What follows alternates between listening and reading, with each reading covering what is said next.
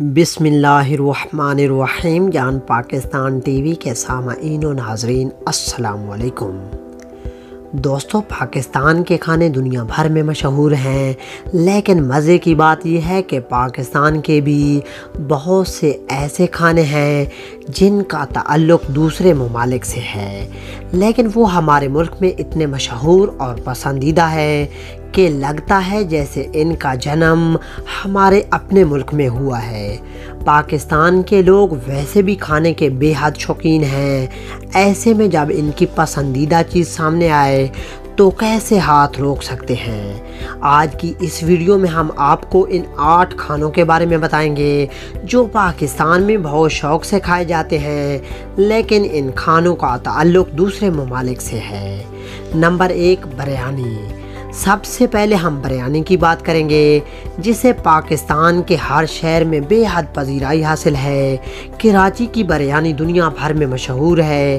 کہا جاتا ہے کہ بریانی مغل شہنشاہ اکبر نے متعارف کروائی، مگر در حقیقت اکبر کے ہزاروں باورچی جو دنیا جہاں سے اکبر کے محل میں آ کر ملازمت کرتے تھے، ان میں سے ایرانی باورچیوں نے اسے پکایا اور یہ ڈش اکبر کو بے حد پسند آئی، یہاں سے بریانی کا وجود سامنے آیا۔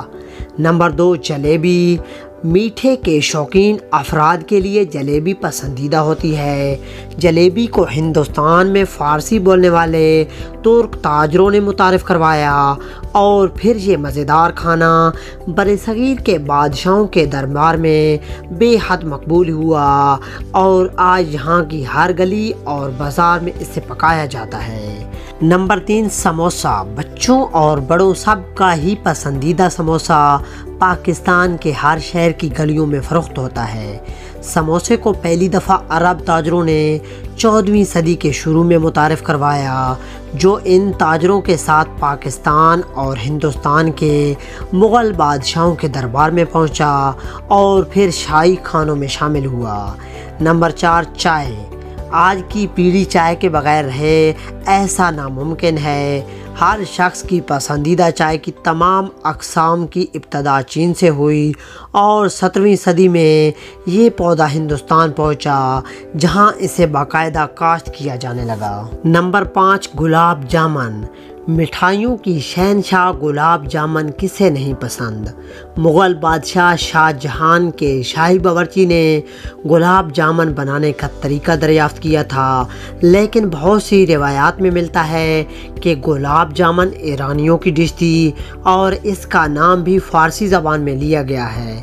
گل یعنی پھول اور آب یعنی پانی اور جامن بھی فارسی کا لفظ ہے۔ نمبر 6، نان۔ ہر گھر میں شوق سے کھایا جانے والے نان کی ابتدا 2500 سال پرانی ہے اور اسے سب سے پہلے فارسیوں نے پکانا شروع کیا اور وہاں سے یہ ہندوستان پہنچا اور بے حد پسند کیا گیا۔ نمبر 7، دال چاول۔ پاکستان کا مشہور اور مزیدار کھانا دال چاول نیپالیوں کا من پسند کھانا ہے اور وہیں سے یہ پاک و ہند میں پہنچا اور ہر جگہ کھایا جانے لگا۔ نمبر 8، شورما۔ شورما عربیوں کی مشہور ڈش ہے جو اصل میں ترکی شیف کی ایجاد ہے، جسے 18ویں صدی میں ترکی میں پکایا جانے لگا، جہاں سے یہ اپنے پکنے کے دلچسپ انداز سے ساری دنیا میں ہی پکایا اور کھانے جانے لگا۔ دوستو، امید کرتا ہوں کہ آپ کو ویڈیو اچھی لگی ہوگی۔ اگر اچھی لگی ہے تو اسے لائک اور شیئر کریں اور مزید اس طرح کی ویڈیوز کو دیکھنے کے لیے جان پاکستان ٹی وی کو دیکھتے رہیں۔ شکریہ۔ اللہ حافظ۔